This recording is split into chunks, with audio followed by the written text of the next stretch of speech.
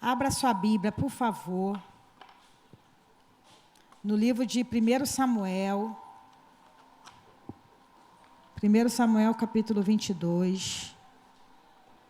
Já tem um tempo que eu queria trazer essa palavra, mas eu não tinha conseguido me organizar. E aprovei ao Senhor que fosse o dia de hoje. Primeiro livro de Samuel, capítulo 22. A gente vai estar lendo o primeiro e o segundo versículo. Então, Davi se retirou dali e escapou para a caverna de Adulão.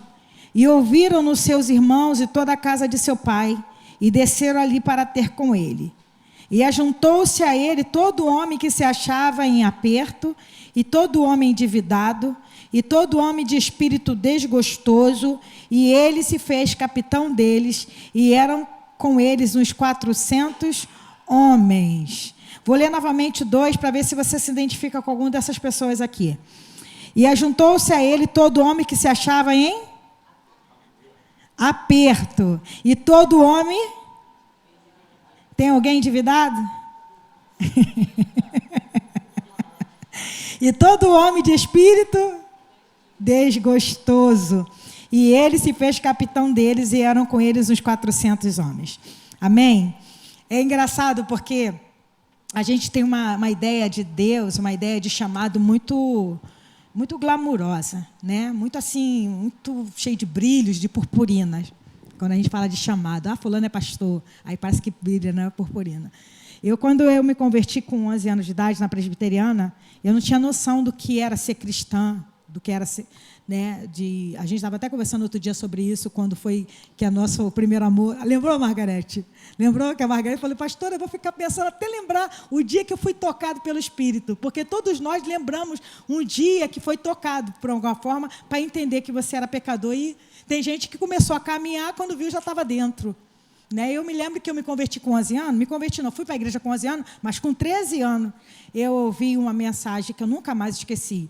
Está lá em Ezequiel 22, 31, que falava que buscava um homem, buscava por alguém que se colocasse na brecha para orar pelo povo. E aquela palavra me tocou tão forte, porque eu falei, eu quero ser essa mulher, menina de 13 anos de idade, eu quero ser essa menina que se coloque no lugar do outro. E desde aquele dia minha vida realmente mudou. Eu entendi pelo chamado pelo qual o Senhor me fez. E quando eu fui crescendo dentro da igreja, eu fui adquirindo dons, fui adquirindo talento, eu sempre fui uma rata de igreja. O que é rata de igreja, pastora? Segunda-feira tinha oração? De manhã? Estava eu lá. Terça-feira tinha culto dos homens à noite? Estava eu lá. Quarta-feira tinha culto não sei do que, das couves? Estava eu lá. E tudo quanto é culto da igreja, eu estava lá. E aquilo me fazia bem, de eu ir na igreja, tanto que com 16 anos eu ganhei um prêmio, adolescente padrão. Porque foi a única que não faltou à igreja, que aí ganhei uma caixa de bombom e um livro. Nem lembro que livro foi aquele, mas eu ganhei. E eu fiquei toda boba com aquilo. O bombom nunca esqueci. Bombom não se esquece nunca. Era bombom garoto. Era a caixa amarela, para você ter uma ideia. 16 anos, tem 46, para vocês verem o tempo. E assim, conforme depois que veio alguns entendimentos, Deus começou a falar comigo sobre chamado, Deus começou a falar comigo sobre ministério, Deus começou a falar comigo que tinha um chamado para mim, para minha família, que tinha um chamado além do cantar, além do tocar, que a gente toca desde de sempre, e que Deus tinha um chamado na palavra. Só que quando eu ouvi algumas profecias, algumas pessoas trazendo para mim que Deus tinha um chamado, para mim, para a minha vida, para a vida do pastor, eu achava algo muito bonito. Não sei se vocês pensam assim. Eu achava algo muito lindo, que eu falei, caramba, vai ser, então, parece que é mágico. A impressão que a gente tem que Deus vai fazer uma mágica e você vai se transformar naquilo. Eu me lembro que Dudu, quando me conheceu, ele falou que foi numa vez no retiro, isso aí ele lembra também, que Deus usou uma mulher para ele, falando assim, olha, Deus tem um chamado muito grande na sua vida e da sua futura esposa. Ele nem estava namorando ninguém, né, Dudu? Porque você nunca parava namorando ninguém, né? Estava namorando, que você namora, né? Namorava pra caramba. Tá bom. É lavando as roupas sujas, entendeu, igreja? Na hora do culto. Mas aí ele estava com uma pessoa que não era a pessoa, depois ele conheceu e falava, a pessoa que Deus usou falou assim, vocês são um vaso muito grande, Deus vai usar muito, um vaso grande. E eu achava aquilo lindo, né, quando nos conhecemos e tal, mas veio o dia mau. veio as coisas terríveis, veio o tempo da provação. Porque quando você faz uma prova, na escola, por exemplo, na escola, no curso, ou em qualquer coisa que você vai, você está fazendo aquela prova para ser o quê? Aprovado ou reprovado.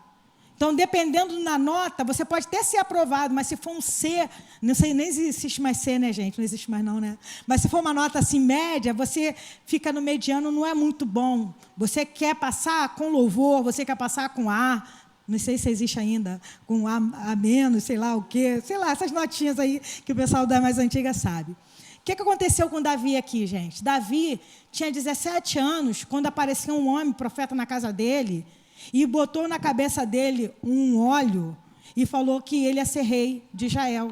17 anos que o menino tinha. A Bíblia diz que ele era um menino ruivo, meigo, aspecto gentil. Olha que coisa mais linda. Um menininho. Primeiro passaram os 7 filhos de Jessé, não era nenhum deles. O último, de aspecto gentil, ruivinho, bonitinho, você vai ser rei com 17 anos. Imagina você receber uma profecia assim, de que você vai ser um presidente da República, que você vai ser um deputado federal ou estadual, um vereador, alguém da política, alguém que vai ter poder para resolver alguns problemas. Teus olhos brilham, não brilham? Não brilham, gente? Toda vez que a gente, por exemplo, entra numa faculdade ou entra num curso, você entra para ser um derrotado? Você entra porque você quer fazer um concurso público, sim ou não? Sim. Você quer fazer um concurso público, você quer ter um emprego que seja... o salário seja bom. Estabilidade, exatamente, Jason. Estabilidade. Ninguém pensa que vai entrar para aquele emprego, ou vai entrar para aquele cargo, e vai ser tudo fácil, que vai ser, não é que vai ser tudo fácil, vai ser assim, tudo muito, muito rápido. Davi, com 17 anos, recebeu essa profecia. E engraçado que, com esses 17 anos, ele já tinha uma intimidade com Deus muito grande. Por que ele tinha intimidade com Deus? Porque ele cuidava das poucas ovelhas do pai dele.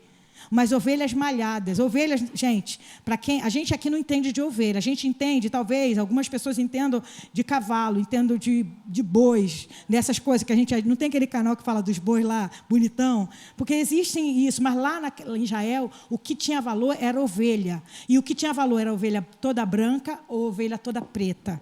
A lã era mais cara da ovelha branca e da ovelha preta. Ovelha malhada não tinha valor. Vocês estão entendendo? Alguém já comprou um casaco malhado de lã? Ninguém.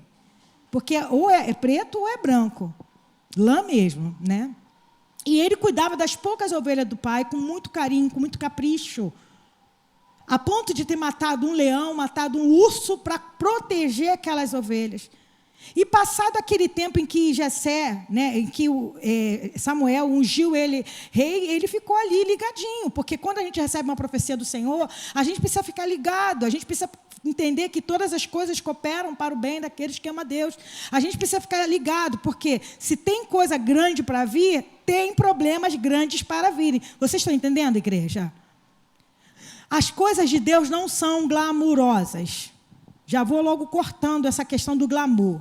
Porque às vezes a gente olha um pastor, a gente olha um líder, a gente olha uma pessoa de nome, você não sabe o que aconteceu para aquela pessoa chegar naquele lugar. Muito processo aquela pessoa passou, muito processo eu passei, muito processo o pastor passou e muitos processos vocês passaram para chegar até aqui. Não foi fácil.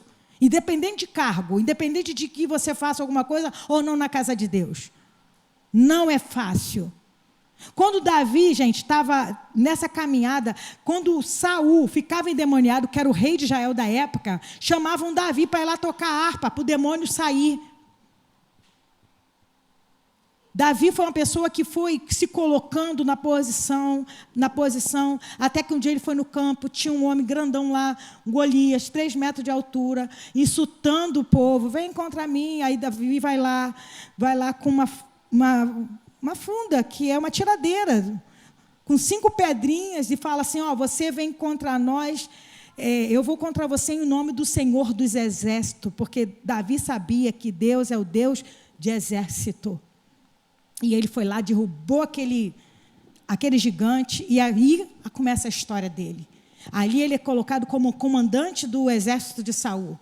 E nisso que ele é colocado como comandante do exército de Saul, ele começa as guerras, ele começa comandando, ele começa fazendo coisas. E as mulheres cantaram uma musiquinha. As mulheres cantaram uma musiquinha assim, Saul matou 1000, mas Davi, milhares. Não, Saul matou milhares, mas Davi, centenas de milhares. Aquilo entrou no coração de Saul como uma flecha.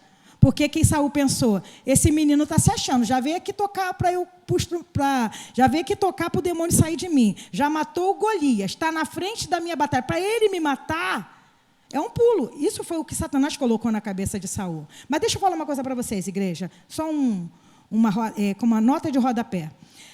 Quando Deus tem um chamado na tua vida, não fica com medo da pessoa que está do teu lado, se ela está se levantando, não. Porque ninguém pode impedir o chamado de Deus na sua vida, amém, igreja?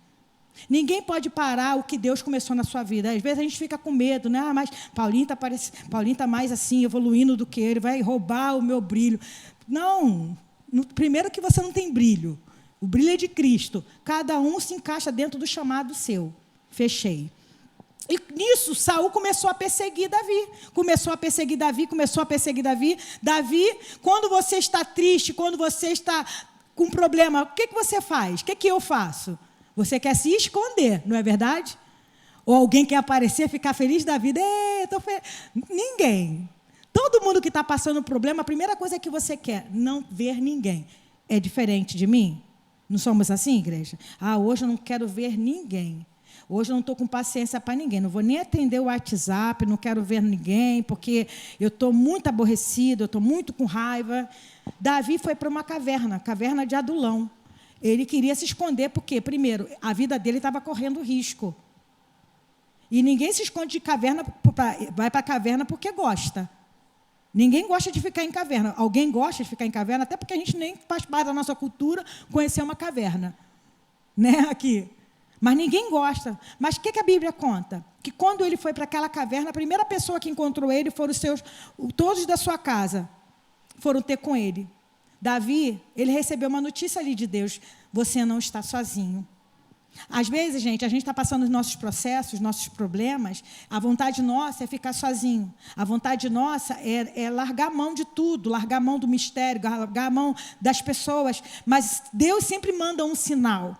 Deus sempre manda uns sinais, porque aqui vão ser 2 sinais. O primeiro sinal que Davi recebeu foi que a família foi ter com ele. Vocês sabem quem era a família de Davi. Se lembra quando Davi estava lá novinho, que foi entregar lá o queijinho para o irmão dele falou assim, o que tu está fazendo aqui? Deixou aquelas ovelhas, vai embora daqui, seu miserável. Tipo isso. Mas quem foi ter com ele? Os seus próprios irmãos, o seu próprio pai. Porque já entendia que Deus tinha um chamado para a vida dele. Às vezes você se sente sozinho no meio da guerra. Às vezes você se sente sozinho no meio da situação, mas Deus sempre vai mandar sinais. Fica ligado nos sinais. A segunda coisa que Davi, ele teve ali com ele. Aí eu vou ler novamente o versículo 2. E juntou-se a ele todo homem que se achava em quê? Aperto, e todo homem endividado, e todo homem de espírito desgostoso. Quando você está esse processo de tristeza, você quer alguém pior do que você do teu lado? Sim ou não? Não, gente. Não. Você não quer. Se você está triste, você não quer alguém mais triste do teu lado, porque vai te piorar ainda mais, não é verdade?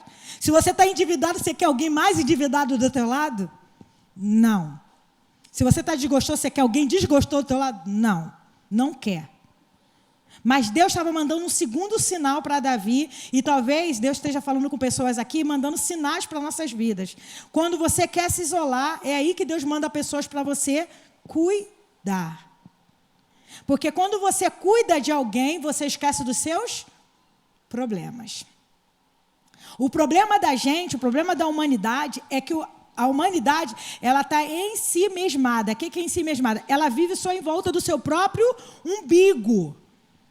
Primeiro eu, segundo eu, terceiro eu, porque o meu problema é maior, porque a minha dívida é maior, porque o meu desgosto é maior, porque eu estou mais apertada do mundo. Mas se você tiver a sensibilidade de entender que a vida é uma fila, que na tua frente pode ter pessoas melhores que você, olha para trás de você.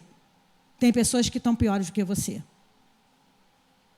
O segundo sinal que Deus manda para Davi, primeiro, Davi, você não está sozinho. Estou te mandando um monte de gente boa para tu cuidar. Gente, eram 400 homens.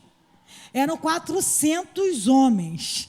A nossa igreja aqui, digamos que a gente tenha 30 pessoas aqui. Já, ó, sodinho. Imagina 400 homens, gente, para você cuidar. A Bíblia fala que ele se colocou como um capitão. 400 homens em aperto, 400 homens endividados, 400 homens desgostosos. Mas Davi entendeu e se colocou ali para cuidar daqueles homens. E foi capitão deles. O que acontece dentro de um reinado, gente? Dentro de um reinado, precisam ter o rei, precisam ter súditos, e o que todo governo tem? Um exército. Já viu algum governo sem exército? Não existe nenhum governo que... Pode ser o exército que não esteja fazendo muita coisa, como a gente às vezes passa na Vila Militar, os meninos estão capinando lá, né? Porque não estamos em guerra. Mas eles são treinados, dependendo do ofício que eles vão galgar, eles são treinados e são levados para lugares para passarem fome, para passarem necessidade, para comer olho de coelho. Paulinho. Entendeu? Para passar pelas maiores situações para poder estar preparado para estarem na guerra. Como se a guerra fosse acontecer agora. Davi, Deus mandou 400 homens para ele, prontos? Sim ou não? Não, porque Deus não manda nada pronto. Deus manda gente para a gente cuidar. Deus manda pessoas para a gente tratar. Deus manda gente... Agora eu quero perguntar aqui, quem é Davi e quem é que está em aperto, endividado e desgostoso aqui? Quem é você? Quem é você nessa história? Você é o endividado? Você é o desgostoso? Você é o que está em aperto ou você é o Davi, que está fugindo de um cara que quer te matar? Porque todo mundo estava em aperto, todo mundo estava desgostoso, né? Todo mundo. Davi era um. Davi poderia ficar ali, falar assim, some daqui, não quero vocês aqui não tem nem para mim. Não tem nem para dar para mim, vocês estão aqui comigo. Mas ele entendeu que ele precisava se posicionar e foi capitão deles. E eu queria mostrar para vocês um outro texto no que esses homens se transformaram. Desses 400 homens, houve os três guerreiros de Davi, os 30 guerreiros valentes de Davi, esses 400 homens, deixa eu parar de gaguejar. Esses 400 homens se transformaram depois em uma potência na mão do Senhor. Se tornaram braço direito, braço esquerdo de Davi. Eu tenho que olhar para ver se eu estou falando certo, porque eu confundo o direito e esquerdo. Mas teve um trabalho. Teve algo que teve que ser ali acontecendo dia após dia. Teve algo que Davi teve que perder para eles poderem ganhar. Teve coisas que eles tiveram que ganhar e Davi perdeu. A gente fala muito do ministério da palavra, a gente fala muito do ministério de estar pregando, gente, mas muito mais do que pregar aqui na frente é o que Deus tem chamado a gente. Deus chamou você para cuidar de pessoas. Quantos têm chegado até você em aperto, desgostosos, endividados, e você tem dispensado porque você não tem paciência? Porque eu não tenho paciência. Você não sabe o que Deus pode transformar através dessa vida. Você não sabe quem é essa pessoa. O que Deus pode fazer através dessa pessoa. Às vezes você faz uma coisa simples, igreja. Uma coisa simples que para você não teve valor nenhum. Mas aquilo para a pessoa tem um valor. Eu estava ontem numa igreja de manhã, pregando, e estava lá uma senhora, Dona Solange, que é muito minha amiga, é mãe de uma amiga minha, Monique, e ela estava lá, e ela foi dada a oportunidade, ela falou assim, gente, eu quero agradecer, quando eu soube que a Ana ia vir pregar, eu quero agradecer a Ana. Eu quero agradecer porque há 2 meses atrás eu estava em casa chorando, com uma dor terrível de coluna. Ela precisava entregar, eu sempre com as minhas mercadorias para entregar, né? Ela precisava entregar uma mercadoria e ela sentiu no coração que tinha que entregar para mim. Quando ela chegou lá em casa, foi como se Deus tivesse enviado um anjo na minha casa. Ela me abraçou, orou comigo e eu estou aqui de pé para a glória do Senhor. Eu fui lá, gente, entregar uma mercadoria. Diante do Senhor, em nenhum momento eu achei assim, eu vou lá porque Deus está me enviando, porque eu vou ser uma bênção. Não, Eu fui lá para entregar uma mercadoria. Há muito tempo atrás, a gente fazia um evangelismo no trem. Não sei se o Dudu lembra disso. A gente fazia evangelismo no trem, quando podia. Agora não pode. A gente era da presbiteriana ainda. E quando a gente saltou aqui na estação de Bangu, um rapaz saltou e falou assim, eu quero que vocês orem por mim. E a gente colocou a mão, ele ajoelhou no meio da plataforma, e a gente orou por ele ali, orou, e ele falou, estou desviado dos caminhos do Senhor, eu quero voltar, e vocês foram uma resposta de Deus. Passado um tempo, a gente despediu dele, foi embora. Passado um tempo, eu fui numa vigília, eu e Dudu. Você estava nessa vigília? Estava, né, amor? Eu fui numa vigília lá atrás, aqui atrás, aonde aquele cano passa. Você estava lá também, pai, naquele cano? Naquele dia? No Fusquinha, a gente foi com o Fusquinha? Nossa. A gente subiu o morro com o Fusquinha, Jesus amado. Então, a gente estava lá e cantamos um louvor e tal. Depois deram oportunidade para o rapaz. O rapaz falou assim, eu não sei se os irmãos lembram, eu sou aquele rapaz daquele trem. E eu estou aqui de pé para a honra e para a glória do Senhor. Eu quero agradecer a Deus pela vida de vocês. E eu fiquei assustada, gente. Eu falei, meu Deus. Porque às vezes a gente tem uma impressão que a gente pode ajudar as pessoas quando a gente tem milhões, já viu? Não, porque quando eu tiver muito, eu vou ajudar, pastora. Foste fiel no pouco, no muito te colocarei. Deus tem chamado a gente para fazer no pouco. Pastora, mas como que eu vou aconselhar alguém? Eu nem conheço a Bíblia direito. Gente, o que você conhece, você tem como aconselhar alguém. O que você tem como orar por alguém. Você não sabe se Deus está te dando uma chave para abrir aquela vida, aquele coração. Há 2 semanas atrás, 3 semanas atrás, uma menina entrou em contato comigo. Foi minha aluna lá do seminário do Magarça, e ela entrou em contato comigo que ela tem passado um momento de depressão muito profunda. Uma cristã, serva do Senhor. Mas ela tem passado uma depressão daquelas que se corta. E ela falou, pastora, eu estou falando para a senhora porque eu não posso abrir para o meu pastor, porque o meu pastor acha que é demônio. E eu não posso abrir para o meu pastor, eu preciso conversar com a senhora e tal. E eu, aconselhando ela, falei, você já está tomando remédio? Você tem que tomar remédio, porque uma depressão dessa é perigosa e tal. Conversei com ela, conversei, e dias conversando com ela. Aí teve um dia que ela mandou um recado para mim, falou assim, pastora, eu estou querendo largar tudo lá na igreja, entregar meu cargo, que ela é missionária, entregar meu cargo, entregar isso, entregar aquilo. Eu falei, minha amada, posso falar uma coisa para você? Não entrega, não. Porque enquanto você está lá na obra, mesmo, por mais que seja difícil para você, eu sei que é difícil, não é fácil, gente. Quem tem depressão não é frescura, gente. Né? Quem trabalha nessa área sabe melhor do que eu. Depressão não é frescura.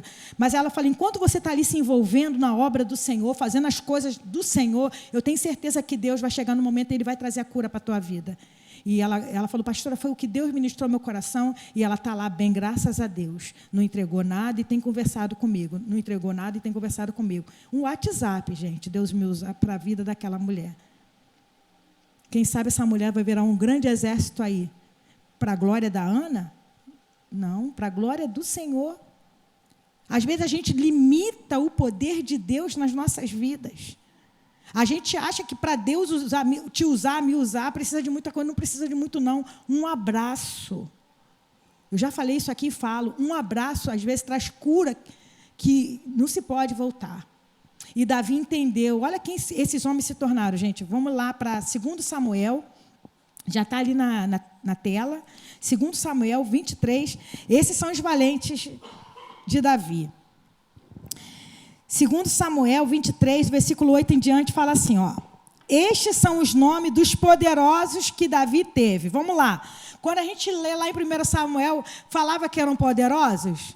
Se juntaram a ele quem? Homens em aperto, desgostosos, endividados. Mas aqueles homens em aperto, desgostosos, endividados, viraram homens poderosos. Vocês estão entendendo isso, igreja? Homens, vou falar aqui mulheres, pessoas poderosas. Deus pode te transformar numa pessoa poderosa porque você é poderoso? Não, porque o poder de Deus se aperfeiçoa na fraqueza. Quando eles se chegaram ali diante de Davi, Davi também estava fraco. Davi também precisava de carinho, Davi precisava de amor. Davi não queria estar ali. Vocês sabem que Davi fugiu muitas vezes, muitos anos até de Saul. Mas o que acontece? Ele não se importou com a sua dor e ele ajudou. E esses homens se tornaram poderosos que Davi... Vamos lá, são esses nomes dos poderosos que Davi teve. Josebe, Baasebete, filho de Taquemone, o principal dos capitães. Este era Adino, o esnita, que se opusera a 800 e os feriu de uma vez só. Esse que aqui, ele feriu de uma vez só 800 homens. Uma vez só, 800 homens. Vamos continuar aqui para vocês entenderem os outros. E depois dele, Eleazar, filho de Dudu. Não é Dudu, não, é Dodó. Filho de Dodó, filho de Aoi. Entre os 3 valentes que estavam com Davi, quando provocaram os filisteus que ali se ajuntaram à peleja, e quando se retiraram os homens de Israel. Esse segundo era um dos 3. Davi tinha 3, que era tipo líder, e tinha os 30. Esse, um dos 3, se levantou e feriu os filisteus até lhe cansar a mão e ficar a mão pegada à espada. E naquele dia o Senhor efetuou um grande livramento e o povo voltou junto dele somente a tomar o despojo. Ele lutou tanto com aquela espada. Quem já sentiu cãibra segurando alguma coisa? Quando você está com cãibra, você consegue soltar? Porque existem 2 teses, né? Na Bíblia só fala que a mão dele ficou tão apegada à espada que ele só largou quando ele terminou o trabalho dele. Existem 2 teses. Uma tese foi que ele teve uma cãibra tão forte por estar segurando aquela espada, e a gente sabe que não era uma espada leve, né? Aquela espada de guerreiro. Ele teve uma cãibra que a espada ficou apegada à mão. E a outra coisa que acredito, que como ele feriu muitas pessoas, sangue, muito sangue, foi se juntando, e o sangue virou uma superbonde. O sangue daquele ali virou um superbonde que ele não conseguia soltar, mas ele foi até o fim. Ele foi até o fim, até terminar. Depois o povo só voltou para pegar os despojos, aquilo que ficava da guerra. Mas ele matou todo mundo até o fim com uma espada apegada na mão. Vou fazer aqui uma nota de rodapé de novo. A gente sabe que a espada é a palavra do Senhor. A gente precisa ficar apegado à palavra do Senhor. Nada pode fazer a gente largar da palavra do Senhor. Nada pode a gente fazer retroceder do que a palavra do Senhor me diz. Até que. Até quando, pastor? Até que ele volte. Até que a vitória chegue. Até que os inimigos sejam derrotados. Até que tudo se resolva. E depois de até. Até que ele volte. Se apegar à espada. A espada do Espírito, que é a palavra de Deus. Mas por qualquer coisa, já viu que a gente larga? Por qualquer coisa a gente larga. A gente abre mão.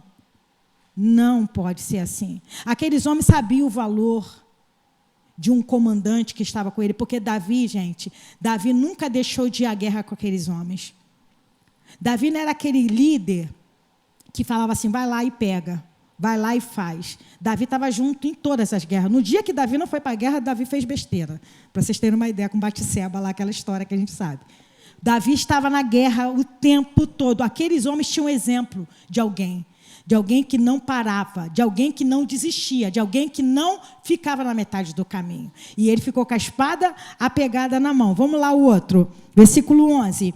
E depois dele, Samar, filho de Agé, o Ararita, quando os filisteus se ajuntaram numa multidão, onde havia um pedaço de terra cheio de lentilha, e o que aconteceu? E o povo fugira de diante dos filisteus.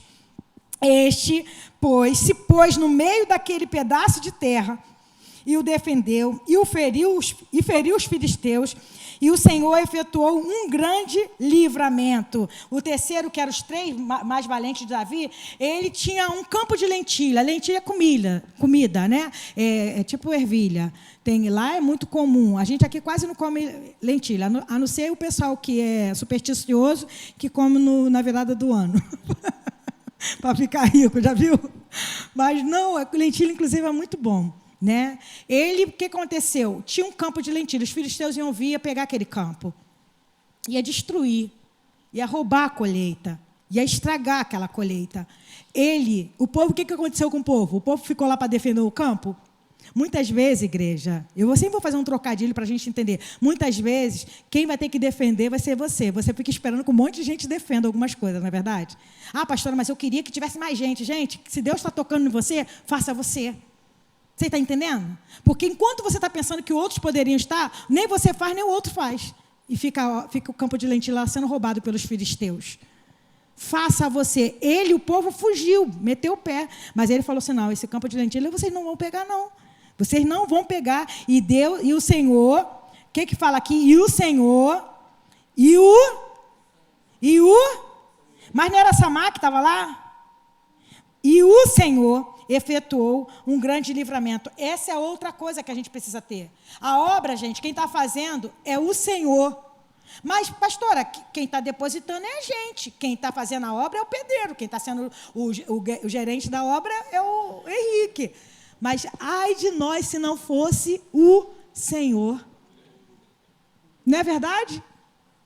Quantas obras, gente, são feitas porque as pessoas têm muito dinheiro no bolso e não tem paz e não tem tantas coisas? A gente não tem nenhum dinheiro no bolso. Meu bolso está até aqui vazio. Mas a paz, há uma alegria em fazer, porque o Senhor está na frente. E quando o Senhor sai da frente, acontece o que aconteceu com a igreja de Éfeso. E com as estrelas do candelabro. Vou dar o que eu falei, pastor, entendeu? É o spoiler, que eu também acho que seja isso. Eu acho, ele não falou não, gente. Ele me deixou também no... Mas a questão das estrelas e os candelabros. A igreja perdeu, por quê? Perdeu o amor e botar Deus... Larga a Bíblia, pastor. E botar Deus na frente. Que a gente não perca isso. Esses homens tinham um líder que eles se espelhavam. E eles não abriram mão disso. Vou terminar aqui. Versículo 13. Também 3 dos 30 chefes desceram e no tempo da cega foram a Davi, a caverna de Adulão, e a multidão dos filisteus acamparam no vale de Refaim. Davi estava, então, no lugar forte, e a guarnição dos filisteus em Belém. O pastor já falou sobre isso. Agora a gente vai ler. Davi estava no lugar forte e a guarnição dos filisteus em Belém. Versículo 15. E teve Davi desejo e disse, quem me dera beber da água da cisterna de Belém, que está junto à porta. Então, aqueles 3 poderosos, por amor a Davi, por amor ao líder, por amor àquele que eles viram tanto exemplo bom, romperam pelo arraial dos filisteus e tiraram a água da cisterna de Belém, que está junto à porta, e a tomaram e a trouxeram a Davi. Porém, ele não a quis beber, mas derramou-a perante o Senhor e disse-me, guarda-me, ó Senhor, de que tal faça, beberia eu o sangue dos homens que foram com o risco da sua vida, de maneira que não a quis beber. Isso fizeram aqueles 3 poderosos. Eu não vou continuar, só para a gente não poder se estender, que eu quero ler lá em Coríntios ainda. Mas vocês têm ideia do que Deus pode fazer através da sua vida, através da minha vida, igreja? Eu quero que vocês nessa história se coloquem como Davi. Eu quero que vocês nessa história se coloquem como um endividado, como em aperto. Eu quero que você nessa história se coloque como alguém que precisa receber, mas que também tem para dar. Porque quando Davi estava com eles ali na caverna, eles deram para Davi muita coisa que talvez a gente não tenha noção. Eles deram confiança para Davi. Um homem que estava numa caverna, ter 400 homens ao seu redor, querendo os seus conselhos.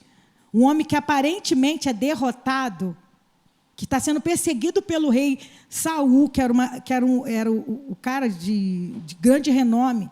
Eles foram contra todo o sistema para ficar do lado daquele homem que não tinha nome. Davi recebeu daqueles homens também, e Davi também deu para aqueles homens. Observe quem Deus coloca do teu lado. Fica ligado em quem Deus quer te usar, porque Deus quer usar a sua vida. Amém, igreja? E eu quero ler o último texto para a gente terminar, que está lá em 2 Coríntios 1:4. E eu quero que essa última palavra, fique no teu coração. Se você não guardar nada do que eu falei hoje, aqui que foi falado, se essa última palavra ficar no teu coração e você colocar em prática ela, eu tenho certeza que grandes coisas o Senhor pode fazer através da sua vida e da minha vida também. 2 Coríntios, capítulo 1, versículo 4, diz assim, que nos consola com toda a nossa tribulação, para que também possamos fazer o que, igreja? Consolar os que estiverem em grande tribulação, com a consolação que nós mesmos somos consolados por Deus. Conseguiram perceber quantas vezes tem consola? Que nos consola em toda a nossa tribulação, para que também possamos consolar os que estiverem em grande tribulação com a consolação com que nós mesmos somos consolados por Deus. Vocês estão entendendo? Tudo que a gente recebe é para dar. Tudo. Tudo que a gente recebe é para dar. Você recebeu o quê? Consolo? Você precisa consolar alguém. Você recebeu alegria? Você precisa alegrar alguém. Você recebeu serviço? Você precisa servir alguém. Você recebeu injúrias? Você não vai retribuir com injúrias, mas aquilo que você aprendeu com a injúria, você vai ajudar alguém. Amém, Paulinho? Paulinho que pegadinha com a mãe dele. Só a mesma essência, querido. Entendeu? Que nos consola em toda a nossa tribulação. Ele nos consola em toda a nossa tribulação. Para quê? Para quê, pastora? Para que você também possa consolar, gente. Para que você também possa fazer por alguém aquilo que fizeram por você. Não foram os 400 homens de Davi que se tornaram os poderosos deles, não. A Bíblia fala de 3 e de 30. Talvez alguns pararam no caminho, porque param mesmo. Você vai ajudar pessoas que não vai ser grato, não, tá bom? Você vai ajudar pessoas que não vai querer te ajudar também, não. Tá? De 400 ficaram 30, 33. Entendeu? Mas valeu a pena, valeu? Virou um grande exército, não virou? Muita coisa ganha, foi mais coisa ganha do que perdida, não é verdade? Essa semana eu passei por um processo que vocês sabem, que foi hackeado o meu telefone, meu WhatsApp, e pediram dinheiro para um monte de gente. Uma menina depositou R$567. Porque ela falou assim, a Ana, eu amo a Deise agora, eu amo mais a Deise agora. 3 pessoas quase depositaram. E ela depositou. Não, 2 pessoas quase depositaram e ela depositou. Porque ela falou assim, a Ana pode estar em aperto, a Ana trabalha do seu negócio, a Ana pode estar precisando. E eu aprendi com essa lição. E eu coloquei na minha cabeça que eu quero ser milionária, que eu quero ajudar 1 milhão de pessoas. Eu não quero tratar ninguém mal. E nessa de não querer tratar ninguém mal, eu tratei bem o golpista que ligou para mim, porque esse golpe, esse pelo menos é consensual. Você permite, você dá o código para eles entram no teu WhatsApp. Porque eu falei, não quero tratar mal ninguém, não quero tratar mal nem mesmo um atendente desse datinho da Clara da Oi. Vou falar, não quero, muito obrigada, boa tarde, fica com Deus. E eu fui tratar bem o rapaz, estava costurando. E na hora eu falei assim, também não vou ajudar mais ninguém, não vou atender mais ninguém, não vou atender mais nenhuma ligação. Se alguém ligar para o meu telefone e não tiver um identificador de chamada, eu não atendo mais. É isso que acontece com a gente. A gente, às vezes, dá um braço, o que a pessoa quer? Leva você quase todo. Mas não pense assim. Não pense assim. Faça na medida que Deus te deu. Cumpra o propósito pelo qual Deus te chamou.